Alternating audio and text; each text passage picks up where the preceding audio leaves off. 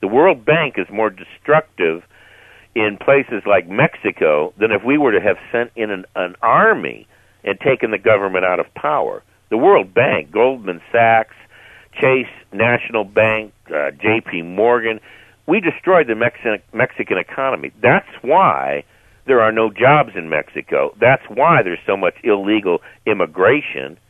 Goldman Sachs can be tagged with destroying the Mexican economy right along with the World Bank. First we put them into debt, then we called the debt. And we charge them exorbitant interest that they cannot pay. Now the only lucrative side in Mexico are the drug cartels. We have a drug cartel problem in Mexico. It went from Colombia, it's now in Mexico. And it's huge. And it's huge, and it's about cocaine. Nobody's even bothering with marijuana anymore. It's about cocaine in all the different forms. But the problem is I investigated the drug war a long time ago when George Bush Sr. became president.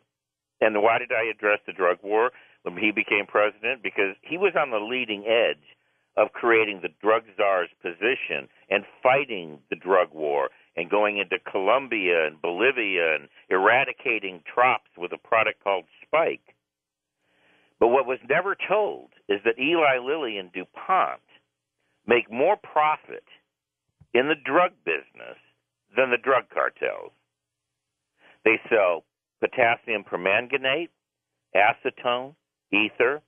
They sell a 55-gallon drum for 50 times the price of its market value to the very cartels that are making the cocaine. Oh, my gosh. And who is a board of director member of Eli Lilly? The Bush family. Crazy. So how are we going to... And they've got to know this. Don't you think if they were on the board, they would say, what is this? Well, there's no question they know it. I have a State Department study from the late 70s where DEA agents were called to testify on some of the biggest cocaine busts through our paramilitary operations in Bolivia and in Colombia. And one of the DEA agents was asked by a State Department liaison officer, where's the real money being made? And he hesitated for a minute. There's a couple in the transcript. There's ums and he kind of hems and haws, but he finally gets around to saying it's the drug companies that are making the profit, and we could stop drugs overnight if these drug companies, primarily DuPont and Eli Lilly, would stop selling the precursor chemicals to them. But once they're in operation, a subsidiary of Eli Lilly in Colombia or Bolivia or now Mexico operating, U.S. laws can't touch them. Now, of course, you and I know that's absurd.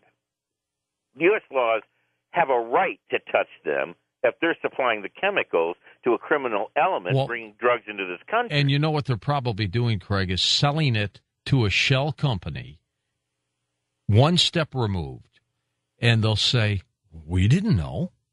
And, of course, that's absurd because the DEA agent certainly knew. They knew. He also made it clear. It's like you knew there was no gold there. Precisely. He knows firsthand what's going on. And by the way, the testimony, we see these movies about the drug cartels and how they function and operate. The American people are totally ignorant of the reality.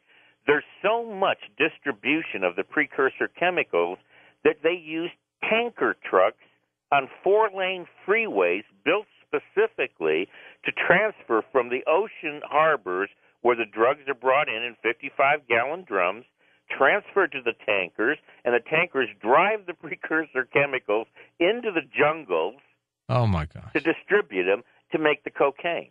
So you can't tell me we couldn't stop the drugs coming into America by stopping DuPont and Eli Lilly. Stop them cold. Where would they get the chemicals?